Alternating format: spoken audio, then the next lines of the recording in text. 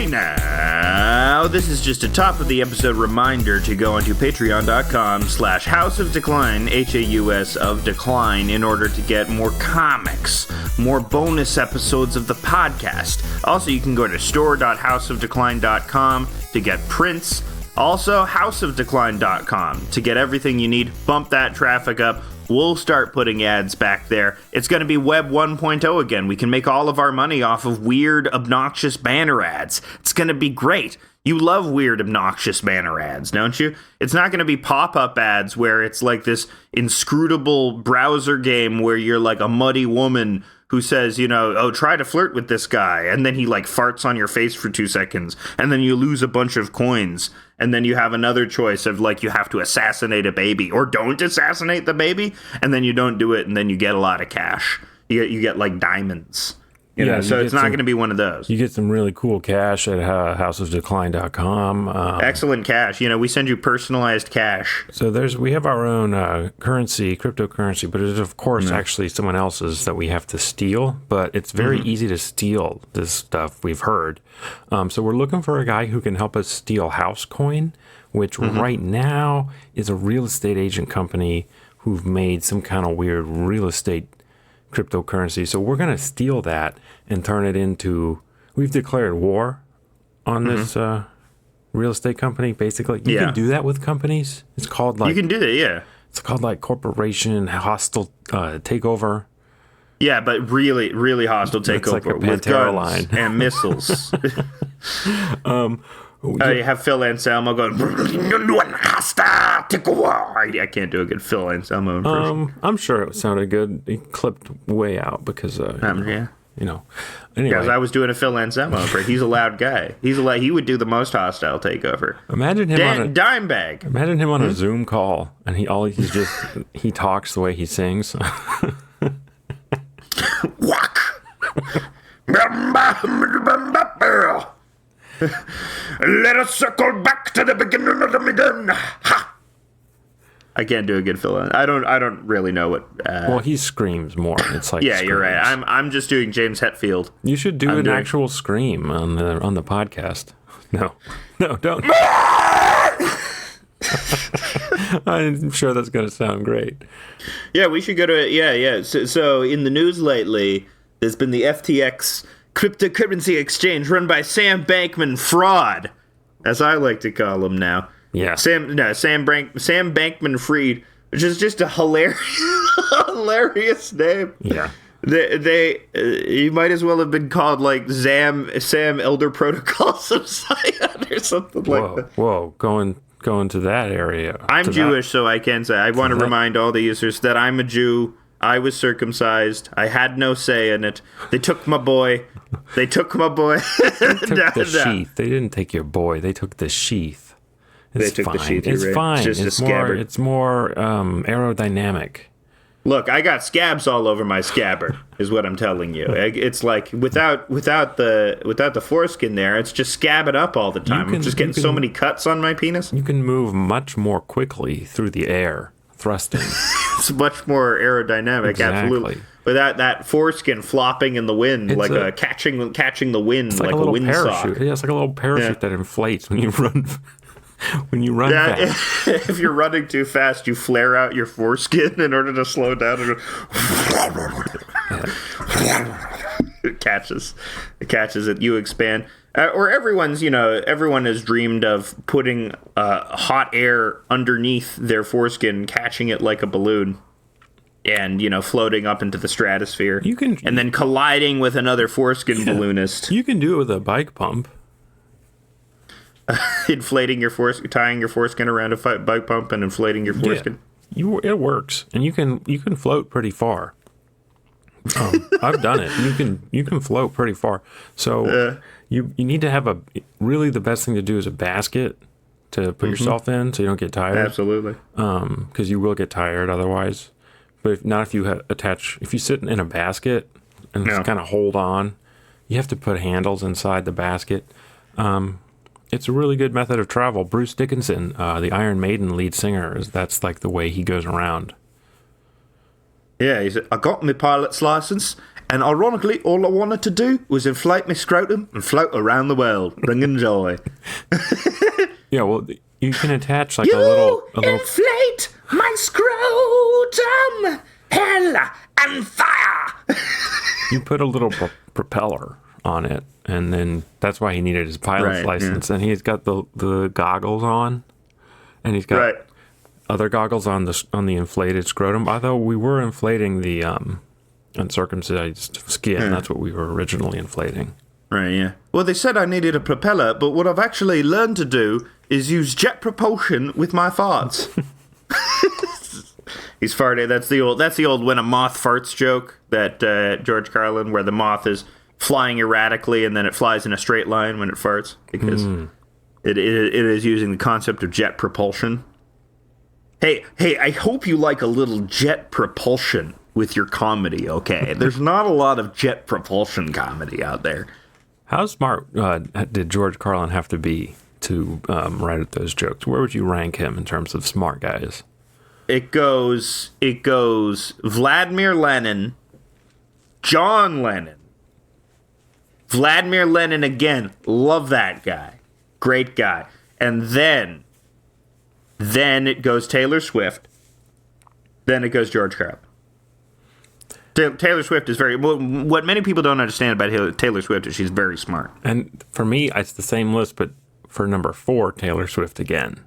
Okay, yeah. She's double smart again. So it's Lennon. It's Lennon, John Lennon, Lennon, Swift. No, Swift, Carlin, Swift. Carlin, Swift. Okay, Carlin. I see. Yeah, right. Yeah. Cool. That's our top 6 smart guys. Yeah, top 6 smart guys ever on the planet. Yeah, that's a big list. We won't go into explainers. We need to generate more of these lists. Let's think of the top 6 smart guys that haven't been existed yet. Haven't been existed yet? Damn. That haven't been existed yet. Like Pan Wallace. That's his name. He's the smartest guy in the world. Pan Wallace. He's so smart. He figured out a cure for the common dick rot. What's the cure? Everyone was suffering from common dick rot. It was sucking that big old boy down with your teeth. And that's what he said to the earth. He went on a big old PA announcement. Is if you got the common dick rot, just suck that big old boy down with your teeth. Use the little suckers in your teeth. So the cure is to sucking that big boy down with your sucking teeth? That big old boy down with your teeth. That's what a lot of people don't understand is the cure for a lot of stuff. It's like norepinephrine. There's lots of House episodes where House is like, oh, I'm an angry loner who's like, I'm filled with knowledge. I'm one of the smartest fictional guys who hasn't existed yet, and I'm all misanthropic, and I'm taking a lot of Vikes, doing a lot of Vikinites, as we call them. And you know what the cure for this rare disease is? It's sucking that big old boy down with your teeth. That's it. Okay. So how about a representative from the superhero department is maybe Superman. Superman's the smartest superhero. There's no superhero that's smarter. Is he smarter? What do you think about this? What do you think about the news that Henry Cavill has left The Witcher? Because they didn't do right by him. and they've replaced him with a Helmsworth, I believe. They've replaced him with a Helmsworth brother. Yeah. They've replaced him with Meal Helmsworth. Medium Helmsworth. Medium Helmsworth, yeah. The Hemsworth clones keep breaking down. Who do you think is Hemsworth Prime? Do you think Chris Hemsworth is Hemsworth Prime or one of the other Hemsworth brothers? I like Neil. Neil Hemsworth? Yeah. We're already treading on worn ground in The Good Place. The wonderful Michael Schur NBC sitcom The Good Place. There's a joke about the lost Hemsworth brother, about Jamila Jamil. The wonderful, wonderful Jamila Jamil. We've been trying to get Steven followers on Twitter by reposting old viral funny posts. Oh yeah, we are. Yeah, we are. And we posted the one where the guy's the cocky teenage Latina. It's the DuckTales. It's the DuckTales clip, and some pundit on the internet is, look at this cocky female Latina, this cocky teenage Latina who's about to destroy your fragile ego with a look. A classic post. Just, I don't know what makes it so funny. I guess it's that adults liking cartoons is already fairly, it tamp down your enthusiasm a little bit. It's a little, you should be talking about in 401ks, man, not DuckTales, man. No, far be it from me to police the cartoon viewing habits of adults. I watch many cartoons in my adult life, but I bet Mr. Bankman was a heavy adult cartoon user. Oh yeah, you think he was a big cartoon guy? He gives off the vibes of an adult cartoon enjoyer. Let me just say, like an Adventure Time guy. Yeah, Sam Guy's Bankman. Way too into Adventure Time. Sam Bankman-Fried. Yeah. Yeah, this guy, he's younger than us. He's 30 years old. Okay, so he gave a meeting once where the entire meeting time he was playing League of Legends. This is a cartoon man. Okay, This is what you would call a cartoon enjoyer, if you will. Cartoon man, come together with your hands. Yeah, it boggles my mind that I was like throwing up from anxiety at my emails job, and people can do something like they can do fraud at the highest levels, billions of dollars worth of fraud, and just keep going when all of the signs are pointing to get out of this as much as possible, or that you're not equipped for this. I believe he said that the customer accounts were mislabeled somehow. Sure. Oh, darn. You're too busy playing League of Legends to label right. Darn. Yeah, he should have been playing a less time-consuming game like Katamari Damacy. You can finish that in 2 hours. You can? But you replay it a bajillion times. Yeah, you replay it. But it's like it's a game that does not have as much of an addictive hold on you because it's so. You want to live in that world, and then you continue playing it for. I do want to live in the Katamari world. That would be a great world to live in, being potentially rolled up by a giant sticky ball and then set on fire and turned into a star. I watched 2 movies this weekend. Okay. That start with the letters N and O. Okay. I watched The Northman and I watched Nope. Okay. And they're basically the same movie. Okay. Why are they the same movie? They're about the exact same thing. People dying. That's it, yeah. Schindler's List and The Northman, same movie. Actually, Schindler's List isn't about people dying. It's about people living, Stephen. Something that was funny is The Northman also does day for night in a lot of the shots. So, as elegantly as Nope was able to do it? Or? I don't know. I can't judge. On my TV, it's a big blurry mess. I can't judge. I don't know what's going on. You said Alexander Skarsgård has bad posture in it? Oh, yeah. Terrible. He's walking around like a hunchback the whole time. What's the deal with that? It is back in the day when in Sweden we had... I'm not doing a good Swedish right. voice. That's exactly right. Keep going. It's back in the day in Sweden we had... in True Blood, so I watched all the True Blood recently, and Alexander Skarsgård's character in that is called Eric Northman. Right, and now he's just the Northman now. He's just Northman. He's gonna be just man. He's gonna be North. So they're gonna remake the terrible movie North, and it's gonna star Alexander Skarsgård. Alexander Skarsgård. Did you watch that? I am going to avenge my father. Did you watch that Northman one? Did you watch that? I didn't see the Northman one. It's free on Prime now. Interesting. I've heard people criticize it, saying that it's not Eggers' best. No. It's sort of flat and visually uninteresting compared to the Vivitch or the Lighthouse. Yeah, but it's not as good as the Lighthouse, but it's, I would say, equal to The Witch. I really like The Witch. That's a big movie for me. Listen, it's got Bjork, okay? It's got Nicole Kidman. It's got Ethan Hawke, okay?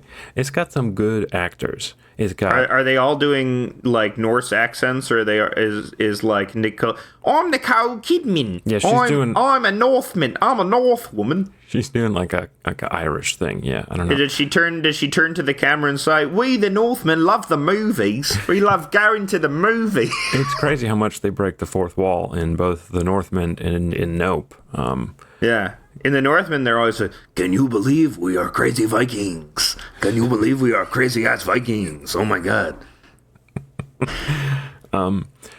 So the Northman's silly, I would say. Kind of like how Nope is silly. I mean, basically, they're like about the same. Like, okay, so there's a big bad guy in Nope, and there's a big bad guy in Northman. And they both go and just inflict damage on people who try to hold them off. Yeah. And in the end... a similar end to both. So they're the same movie. I like same movie, absolutely. Nope was funnier. Definitely had some more funny moments. Particularly when she says, "I knew he was going to bring the non-electric video camera." Yeah. That was very funny. I was laughing. And then they start doing the sibling slap, and yeah, that's that. A lot of people cite that as the movie. What I like about Nope too, and what I think like a lot of horror movies sometimes get wrong is like a lot of horror movies don't spend time on asking us why should we like these characters, why should we fear for these characters' safety. And, you know, it's moments like that humanize them that really make movies like Nope better for me in terms of, like, feeling the actual peril and danger of the situation, because I don't want these characters to die. Where it's like, I was watching You're Next the other day, which is a great movie, but you don't feel a lot of stakes in it because it's shown that, like, a lot of the characters are just assholes. You know, the one character who you do like is the one...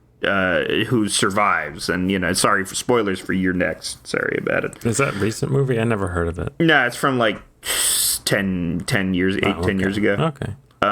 But or it was the same with Bodies, which I watched earlier, where it's like it's hard to experience the fear of the situation because it's set up and very deliberate that all of these characters are unlikable assholes. So it's like, why should I? Like, if I can't relate to these people or picture myself in them, I can't really experience that peril, and thus I'm not afraid. I'm just sort of like a casual observer watching murder, which is, you know... I guess that's an interesting question. Does a character have to be likable for you to feel fear of their death, you know, in a movie? I don't know. I mean, I don't know. Probably not. Probably not in every case. I would say there's a couple of cases where you can have somewhat unlikable sort of anti-hero protagonist and still have the audience members live vicariously through them, which is how they would experience fear. Because yeah, it's like if you like the characters, then you put yourself in their shoes more. So then you have a sort of a visceral, low-level reaction that your body has least besides mental fear. Yeah. I mean, a counterexample to what I'm thinking of is in Drag Me to Hell, the character, your main character is supposed to be set up as kind of unlikable because the first thing she does is deny a bank loan extension to a woman and forecloses on her house at a bank. And, you know, this is right after the financial crisis happened. So this was like a big sign of evil in everyone's minds. And you set up this character to do something bad, but it's like But the thing about that is, like, it's just, like, it's a regular bad thing. It's something that you could see yourself doing on, like, a particular day when you're, like, not focusing or, like, you're not feeling particularly moral or you're not feeling particularly courageous to take on what society wants you to do. So you are punished for that. Where in, like, a movie like Bodies, these characters are, like... They're not even, like, regular bad. They're, like, unusually particularly annoying or unlikable, which is sort of what strips a lot of the tension away from that movie. And I thought Bodies was okay, but it's just I didn't feel tension because it's, like, it's funny to watch these people get killed. It's not scary to watch these people get killed. And maybe it was going for that. Maybe I misinterpreted that, but that was for me. It was also... another recent Midsommar. In Midsommar, I found it to be much more comedic because of how, like, petty and unlikable all of the American characters are. Like, a lot of people saw Midsommar as this... I saw it intentionally as more of a comedy, because it's these Americans who are being punished for all of these minor transgressions, these very small acts of like they don't even think about, yields death for them for their lack of respect. So I think that there is a sort of comedy to that oversized reaction to something small. It's like that Mel Brooks quote: "Tragedy is when I cut my finger. Comedy is when someone falls into an open sewer and dies." Because of, the extremity, the mismatch of what you expect from reality, there is a comedic element to it. So what do you, and this is in relation to Nope, though, where it says... Well, this is in relation to Nope, which I think balances its comedic elements with its, its ability to evoke true peril by allowing you to inhabit these characters that have some element of likability. Were you really scared of that thing? I think Jean Jacket, especially at the end, is like a very. I didn't want OJ to die. I did not want Keke Palmer. I forget her character's name today. M. Yeah, I didn't want M to die. Yeah, I was invested in the tension of the movie because Keke Palmer. It's amazing that Keke Palmer never had a starring turn before this in anything but a Disney vehicle, because she's got it. She's got it, baby. She's got that quality, I see big things for her in the future. Yeah, so it's so crazy if someone who was in Disney stuff could get a role and become more famous. I never heard of that before. It's nuts. It's nuts wild. that should ever happen. That's never happened before. No, but I'm just saying it should have happened sooner. It's so crazy that happened. It's crazy. It's nuts that happened. Yeah. You told me an actor went from Disney to mainstream? Well, sometimes that doesn't always work out. Oh yeah, we are aware, and unfortunately, we are not aware of the current whereabouts of one Shia LaBeouf. He has escaped yet again. Shia LaBeouf has escaped the compound. Imagine if you lived in a town and it's like, oh God, Shia LaBeouf escaped from the mental hospital, and he's like. It's like Michael Myers. He's just stalking people. He's setting up video cameras all over town, being like, I am Truman. I'm on the Truman Show. he's self-Trumaning. Yeah. I like the idea of him just leaving a perfectly Shia LaBeouf-shaped silhouette as he escaped from the mental hospital. Imagine your memories are just, you can't tell where Even Stevens begins and where Even Stevens ends. Okay? He's Millennium Actressing. But for Even Stevens, he's Sunset Boulevarding. But for I am Louis Stevens. That's what it's going to turn into for him. He kidnaps Christy Carlson Romano. You are my sister. You are my sister. You are also Kim Possible. You are also Kim Possible. How is that? That is Kim Possible. In my mind, it is Kim Possible. Shia LaBeouf, weird guy. I'd love to ask him about what his thoughts on Kim Possible. Do you think he has formal thoughts on Kim Possible? We should get him on the show. I think we could. I think he'd be game to do it. He seems like one of those guys where you could just email him. Okay, well, we are going to get our producer working on that. Yeah, we're gonna get her. I can't be even bothered to book people who I know on Twitter. Like, why am I? Well, we'll get our producer up your ass about that. Sure. We'll set a fire in your ass about that. We will. Yeah, our producer, who is let me check my notes. He's pretty new, so I have Shia LaBeouf. Whoa! And he's behind the board going woohoo woohoo like Daffy Duck, jumping up and down. Smashing. Doing domestic abuse, smashing a lot of plates. Dude, he's like a wild animal. He's got to be broken. Yeah, you have to. We need to tame him like Jean Jacket. We need to break Shia LaBeouf like Jean Jacket. Well, so in Northman, the guy, Eric Northman. Yeah, from True Blood. Yeah, he is inflicting damage, and they think it's like a demon. So the similarity is like there's Jean Jacket is like basically a demon, could as well be a demon. Who knows where it came from? Some people say it's a UFO, but Jean Jacket could have just risen out from hell, Mm-hmm. So Northman is going around killing people, sucking them up into his own personal tornado. There you go. It's just like that. So Jean Jacket's like a big asshole. Yeah. And there's the famous vor scene in the Northman. They should have called it the Vorthman. There's no vor scene, is there? It's the famous vor scene where he's taking his enemy and is going, "I shall shove you entirely up my ass." he's just shoving him entirely up his ass, and the ass Viking is flailing his good. Oh no, I have been captured by Eric Northman. Oh jeez. Now I'm entirely inside his asshole, and he's compressing me. He's compressing me with his tough Viking assholes, where he must do a lot of kegels. And Eric Northman is like, "Yes, I do a lot of kegels. I can hear your voice inside my asshole. It is resonating."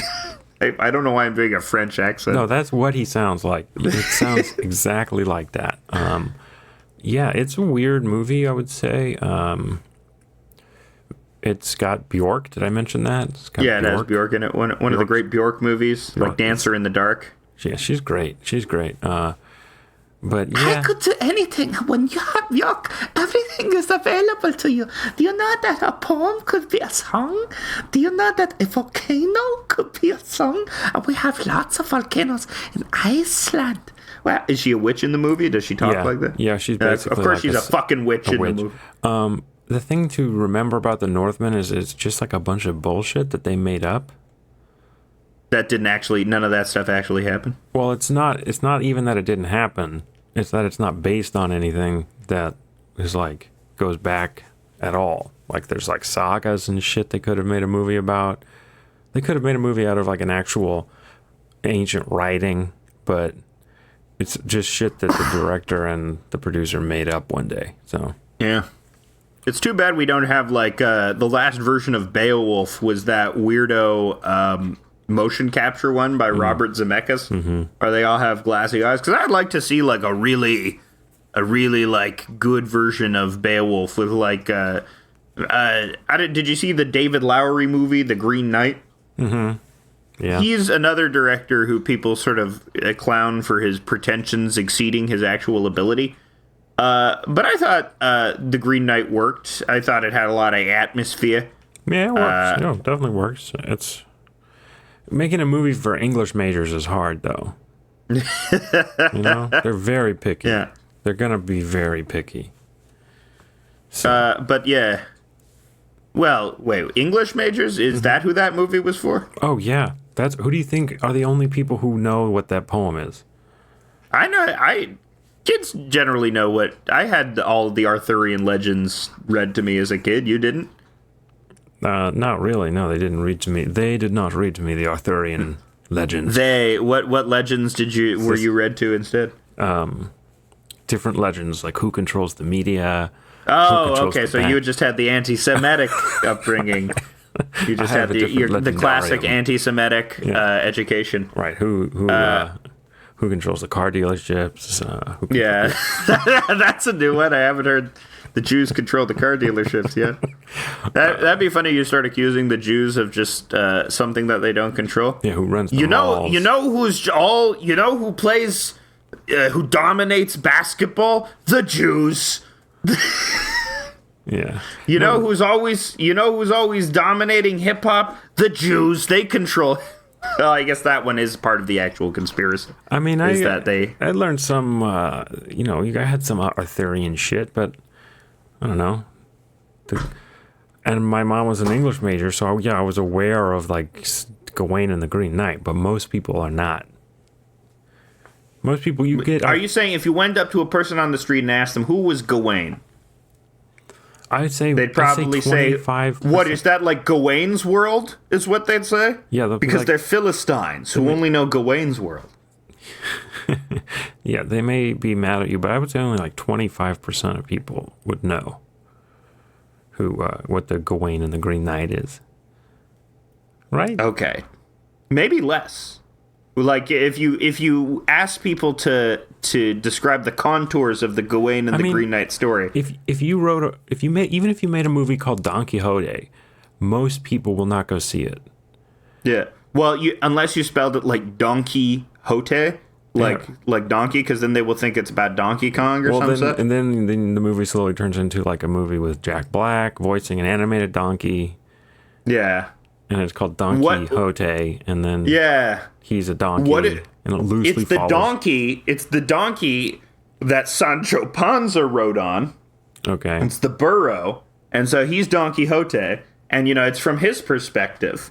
But see, we're writing a DreamWorks movie right now, and Jack Black is like, I'm a crazy donkey. There's never been an animated donkey in movies before. Wagga, wagga, wagga. That's my Jack Black catchphrase. And this is exactly what Jack Black sounds like. Yeah. he's a man of a million voices. That's what they call him. Yes, that's... But his primary thing is being a voice actor. Speaking of voice acting, there was a death in the voice acting community. Very sad about Kevin Conroy. Yeah, absolutely very sad about it. It was funny. Gallagher died the same day, and all these heartfelt outpourings for Kevin Conroy, as many people saying, this is the voice that defined my childhood. This is, everything to me. And Gallagher getting all of these parody memorials. Yeah. No one really had an emotional experience with Gallagher. The only thing I saw was someone tweeting out a picture of the Midsummer guy with the hammer, being like, Gallagher died. Yeah. And being like, they smashed his body with a hammer. Is that what you mean? Is that what your funny eulogy is? Yeah. This was a man.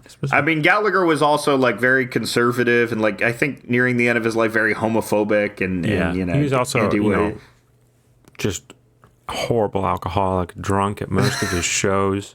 There was a incident that has been kind of covered up where he hit many people with the hammer. And with the hammer, yeah. He was braining them. Yeah. He broke many skulls that night. Yeah, he was also a big Dark Souls fan, so he was imagining it as Dark Souls. He was because there's a lot of charge up to the hammer. He was left on his flank undefended. If people had been dodge rolling, they would have been able to get to him that day and do some backstab damage. No one wanted to do any backstab damage on Gallagher, who was using this heavy ass weapon. He had very high strength, but very low intelligence. I'm sorry, I've been playing a lot of Elden Ring, so that's how I'm seeing the world. We're back on our Elden Ring. thing. I should back on my Elden thing. I should pick it back up. Maybe I will later tonight. I have had some time at night after bedtime because I declared a moratorium on cleaning or doing the dishes or doing anything. They're piling up stacks of disgusting filth in every corner of my house.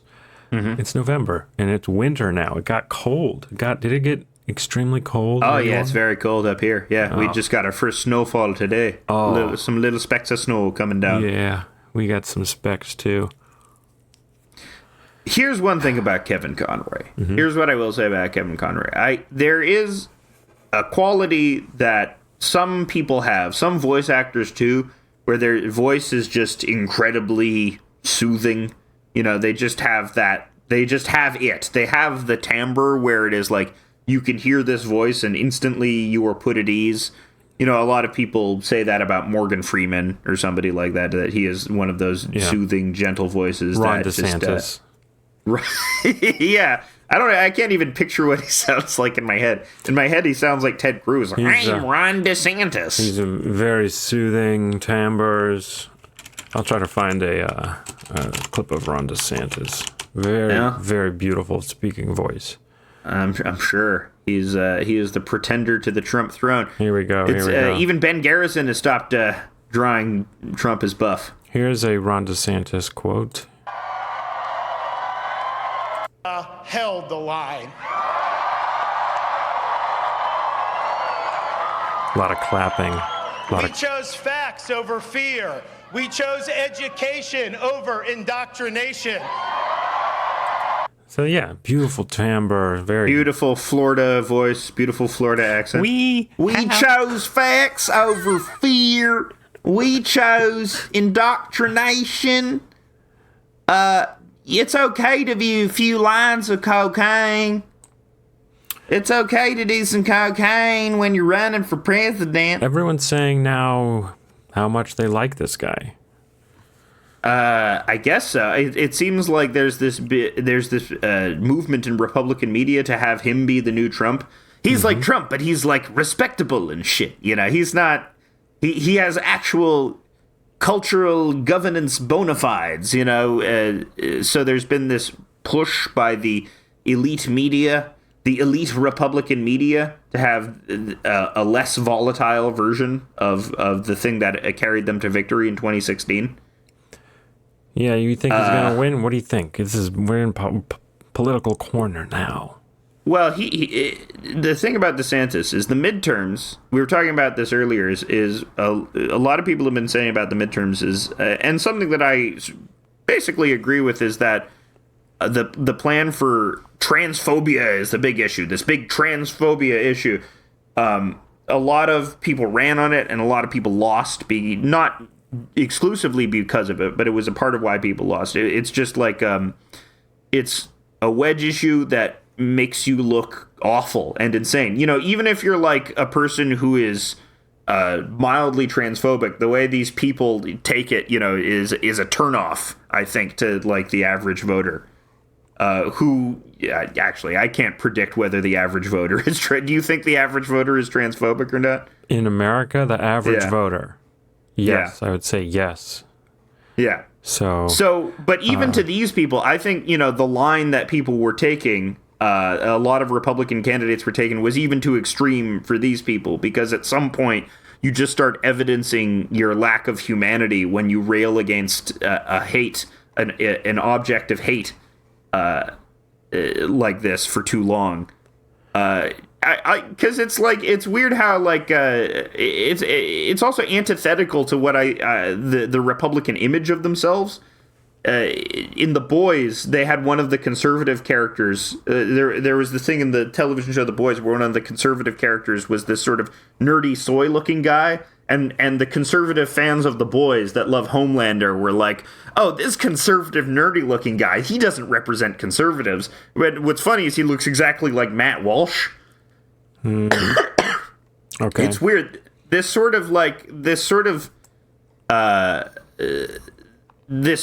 transphobia that they seem to evidence is, or that they seem to put forth is, whiny in this way that is this huge. It's obsessive Helen Lovejoy-esque. Think of the children, which to, I think, a normal person is a huge fucking turnoff, right? Am I wrong about that? Am I tea leaf reading incorrectly? I have no idea, because I didn't really hear about this issue in the media that I read.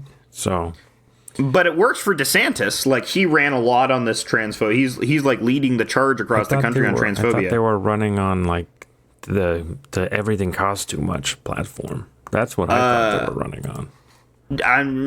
I think that's part of it. Gas is too high, but the other part of it is, they're grooming your kids, and Ron DeSantis is the number one "they're grooming your kids" guy in America. Mm-hmm. He's carrying that line, and it's a big line in Florida too. It's a very popular position in Florida, more so than it appears any other state. So what a lot of people have been saying is that the GOP are making a mistake betting on DeSantis, because it's like assuming the entire country is like Florida. Right. Yeah. Well, Florida's got a lot of old codgers. You know what I'm saying? Yeah. It's just also very anomalous. It's like it's hard to know. It's hard to know where they'll go. They have specific issues that they care about in Florida that separate them from the rest of the country.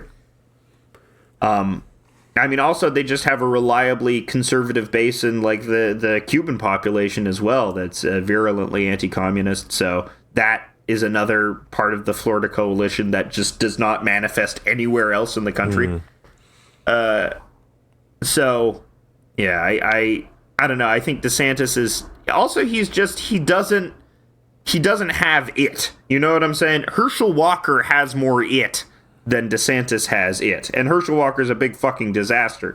But in terms of star quality, the thing that you sort of want out of a politician, the thing that elusive form of charisma, I don't think DeSantis has it. I think he can get buttery enough to shine. I think he can be buttered up enough. You think we just need to grease the boy up? We just need to roll him in a bunch of hog fat? I think he needs to be a little greasier, just kind of... Ooh. Makes me start shivering to think about that in a good way. in terms of our midterm predictions that we made last episode, we were both right about Vance. I was right about Fetterman. And I may be right about Warnock still. Yeah, let's hope so, because he is a much better candidate than Herschel Walker. He's a much better. I would rather Warnock for whatever flaws he has. Well, he got almost a percentage point more votes, so I'm confident I'll be correct. Yeah, I think it's going to end up for him. But it's funny how he may have been dragged down by Stacey Abrams' poor performance. People really do not like Stacey Abrams in Georgia. Yeah. Because they see her as sort of like someone that has federal aspirations. Well, she did a weird thing in 2018? When did she run for governor last? I don't remember. The last time she ran for governor, she refused to accept the results, and it was a weird thing. It was kind of weird. Yeah. That was a weird thing to do. The Democrats didn't want to talk about that very much because of other election denial, but she's done some election denial herself, which is a little weird. I think that is a reason some people who might vote for a Democrat for Senate would not vote for her. I think I would almost compare her to DeSantis in the way that she's sort of pushed by the elite Democrat media is in the same way that DeSantis is pushed by the elite Republican media. The difference is DeSantis actually wins elections. So, what are you going to do? Yeah, but I don't know anything about politics. If you listen to this show for my political opinion, don't. Take it with a grain of salt. Here's what a cartoonist thinks about American politics. Here's what a guy that makes penis cartoons. Yeah. Oh, Alex, you shouldn't denigrate yourself like that. You have opinions. You're kind of a smart guy. No, I'm not. I just hear you can just parrot stuff other people say. It's easy. Try it. You don't have to have thoughts of your own. Just go on twitter.com and go to a Twitter guy who will say pundit stuff. Well, according to the New York Times, Kim Jong-un is doing great. He's doing fantastic. He's doing really well. How so? Well, he sees new opportunities to leverage tension between the United States and China and the United States and Russia, and this is great for him. Mm-hmm. So I think Russia's buying a ton of stuff from North Korea right now, and Russia will basically do anything North Korea wants because they need weapons and shit, and so North Korea is doing great. I'm happy for them. It's a golden age under Kim Jong-un. People doubted him, but he's stepping up. He's stepping up. He took the crown. What do they wear? What do they have? He took over at a very young age, and it was not a sure thing, and he was going to remain in power. So, the first successful millennial leader. There he is, Kim Jong-un, and he slimmed down. He's talking with Dennis Rodman, a hero. He's great. He's great. He called Trump a dotard that one time. yeah, that's when he became a liberal darling. Do you remember that? Yeah. Was he a liberal darling after he called Trump were people on The View talking about, was Joy Behar like... Yeah, bring him out. Kim Jong-un, he is resistance member number 1, Kim Jong-un. And what a snack, I could just... I don't know about you, Whoopi Goldberg is Kim Jong-un, I'm not going to do a Whoopi. Why not? I can't do a Whoopi impression. It's because it's not good. It's not good. It is good. You can do an impression of a black woman just so long as it's a good, like Dennis's impression of CCH Pounder and It's Always Sunny. He gets away with that because it's an uncannily good impression of CCH Pounder. It's unreal how good it is. That's one of my favorite clips ever. And after Charlie and Mac are like, whoa, they're incredibly impressed at Dennis's CCH Pounder impression. Damn it, Dutch, what other errands do you have us running for the DA? She's so good.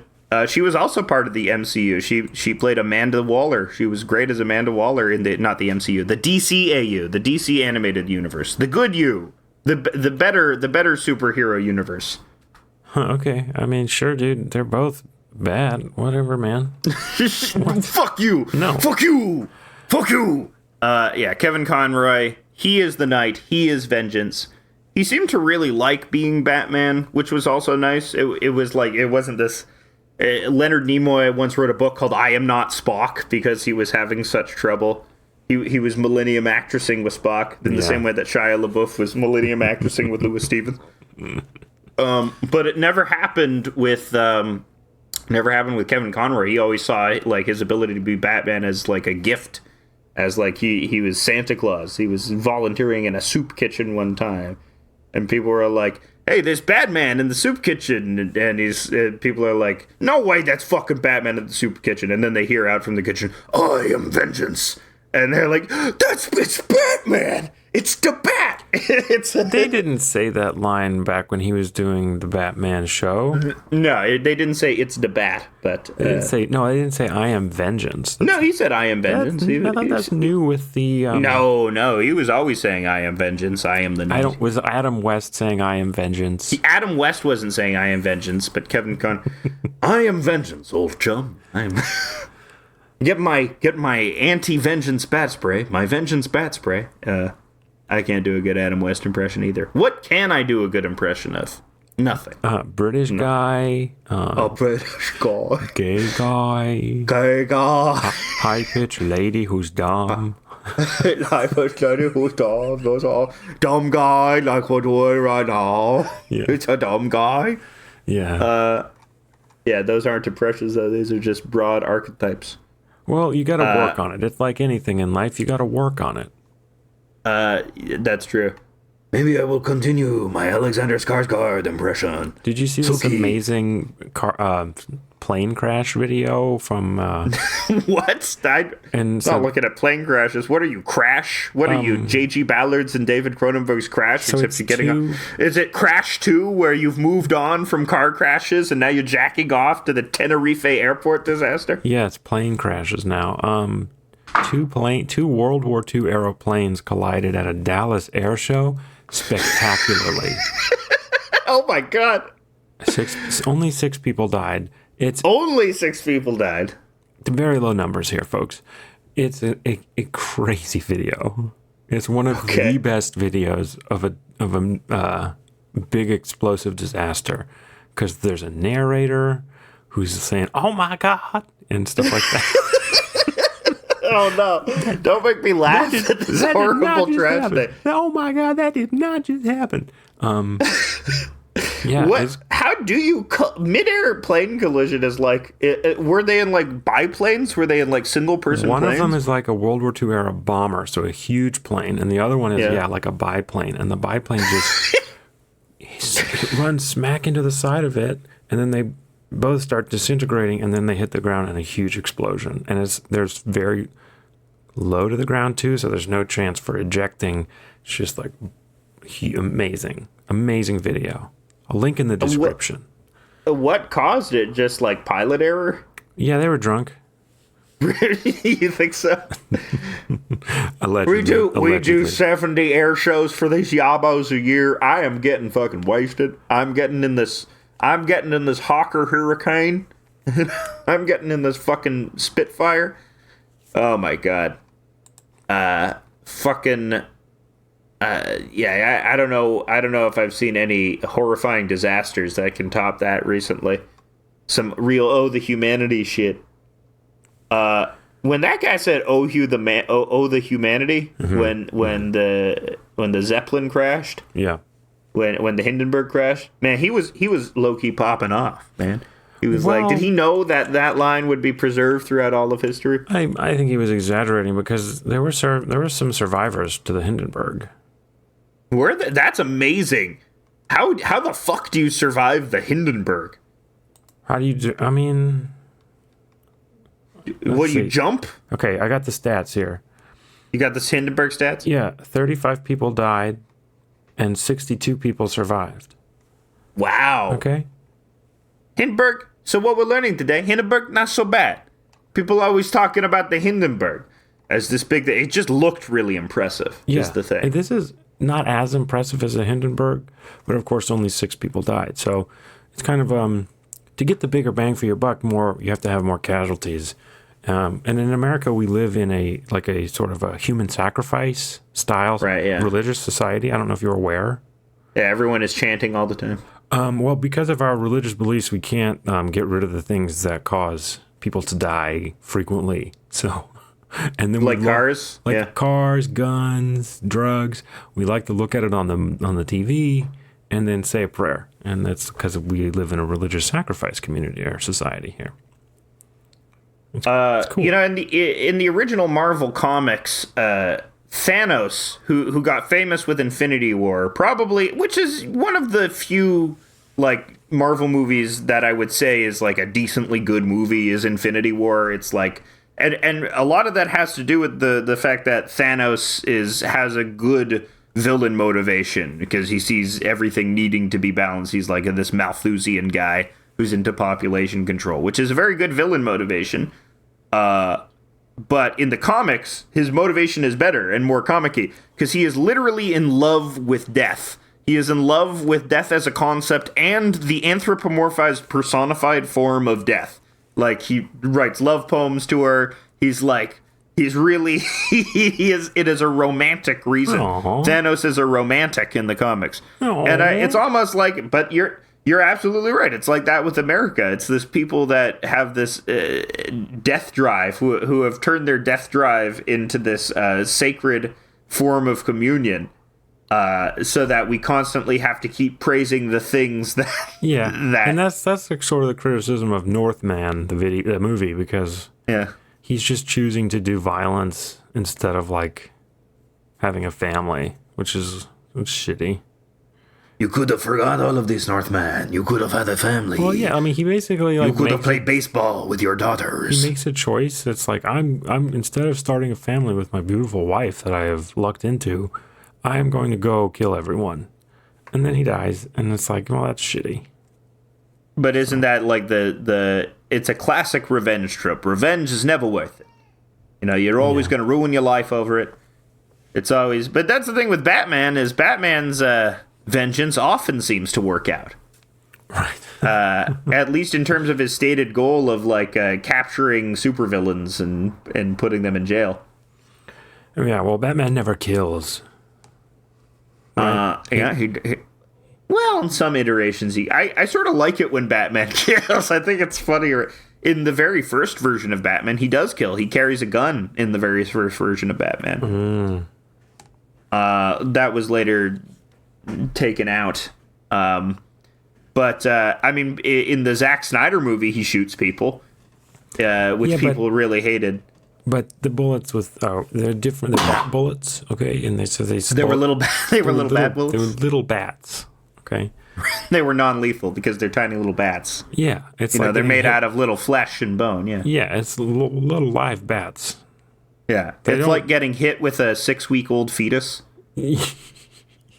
Kind of, yeah.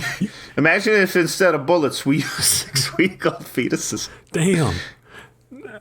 The Democrats have taken it too far. Hey, would you like guns so much, Republicans, if instead of bullets we use 6-week-old fetuses? But you didn't think about that scenario. But you didn't think about a future where 6-week-old fetuses will become more cheap than bullets. Huh? That's right. Yeah. And we just put them into little cartridges. Mm-hmm. And then every time you shoot, that's you having an abortion because they're still alive until you press the trigger. We joke. They don't actually use those for bullets. They do use those for paintball, though. So that's what paintballs are made. I saw another crazy video. Besides the plane crash video, was a teacher breaking up a fight at a high school by shooting the kids with a paintball gun. That's pretty extreme. Yeah. How bad was the fight, such that it necessitated a paintball gun? It didn't look that bad, so okay. I kind of made me question his administrators' or teachers' judgment. Was this in America? Of course it's in America. Well, because there are some places where casual violence towards students is just like in Japan, how it's just a common thing that your teacher will throw chalk at your head if you're not paying attention. Just like it's interesting. That wouldn't fly with me. No. The mild assault. You would get up from your Japanese high school and you'd be like, "Fuck you, man! I'm gonna become a Japan outlaw." Yeah, then I would have become a samurai then. And you would have become a 1990 samurai, a 2000 samurai. Yeah. You would have become Guitar Wolf. Exactly. Yeah. I don't know. Maybe was there any casual violence done to me as a child? No, you were just being read by candlelight, the Arthurian legends. Yeah, I was in my garret. I was on a bed of hay, and I was being read legends of Wayne the Green Knight of Wayne Knight. That would be a great '90s version of Gawain and the Green Knight. Is Wayne Knight and the Green Knight. Wayne Knight and the Green Giant. Sure. And it's the Green Jolly Knight and the Green Wayne. Yeah, the Green Giant from the cans of peas. Yeah. That guy in Wayne Knight. Oh. You think the big Jolly Green Giant has like a big green dick? Mm-hmm. Yeah. I think he's got like how big do you think his penis is? And do you think it's like proportionally big? I would like say he's got like a, or do you think he's like packing even for a giant? I would say like imagine 25 cucumbers. Yeah. That's the kind of just taped together, 25 cucumbers like taped five, together.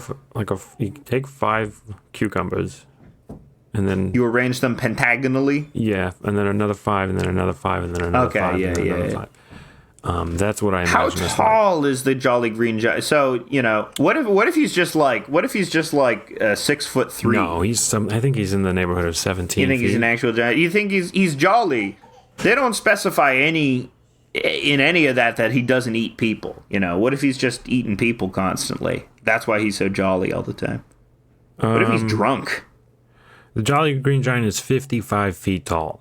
Really? Yeah. They have an actual number on that? Of course. The Jolly Green Giant lore? Yeah. They should have taken advantage of Attack on Titan and done an ad where it's the Jolly Green Giant peering over the walls of the Attack on Titan village or whatever. Well, let's see. How tall is Paul Bunyan? In honor of John Fetterman, we're talking about our largest boys. Our largest boys. Paul Bunyan's only 7 feet tall. Paul Bunyan, he got a whole legend out of him after being only shorter than the Big Show. And Big Show, well, I guess he is an American legend on par with Paul Bunyan, so that's a bad example. Well, he's not going around like doing miracles. Sure he is. He's making kids happy at school. That's not a miracle. That's a little bit of a miracle. John Cena is, he's granting Make-A-Wishes. Paul Bunyan did not grant one Make-A-Wish wish. Attila the Hun, not one Make-A-Wish honored, Attila the Hun was a real guy. Why am I mixing up my fictional characters? It's my fictional characters. Who are your favorite fictional characters? Mine will have to be the CIA. They don't really exist. They're fictional. What's this guy's name? Guillermo del Toro. He's fictional. He's fictional. Yeah. Yeah. Is he really? Is that really him at the beginning of each episode? Is that an actor they paid to portray him? It's an actor. Yeah. It's Shia LaBeouf and Guillermo del Toro makeup.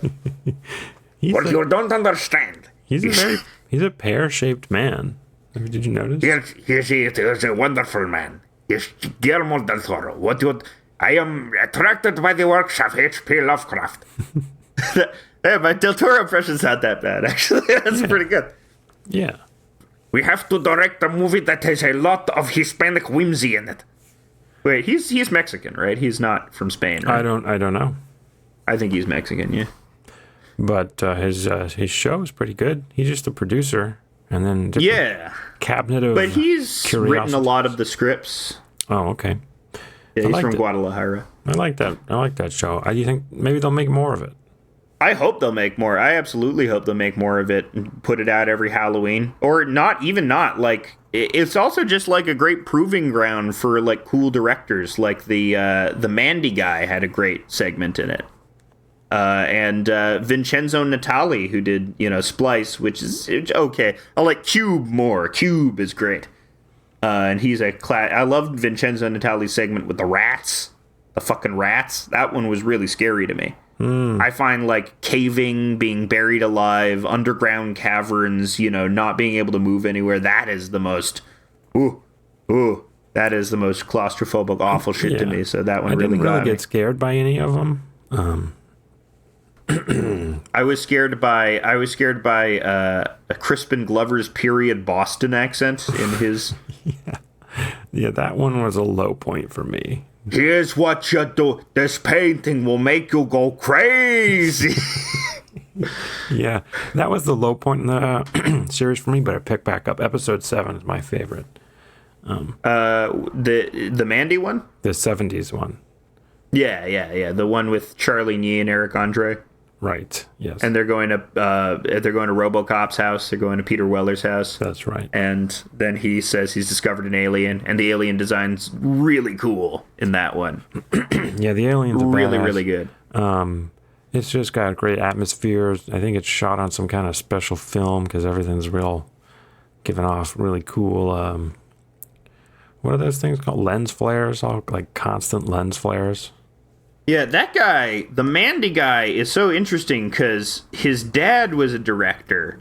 I want to get his name. Panos Cosmatos, yeah. Oh, that guy's famous, right? Yeah, well, he's done 2 movies. He's done Beyond the Black Rainbow and Mandy, both of which are good, both of which I would recommend. Well, then who's his dad? Because that name sounds His familiar. dad is George P. Cosmatos, who did Rambo, First Blood Part 2, and Cobra. Yeah. And he was a director in his own right, but of these like violent, evil 80s movies, these ridiculously violent, evil 80s movies. Well, he did a lot of other good stuff. He did Tombstone, which is a great movie. You think First Blood's evil?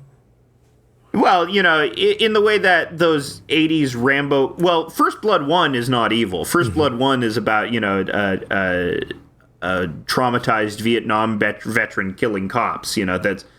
That's like... you could interpret it as woke. Some might interpret it as woke.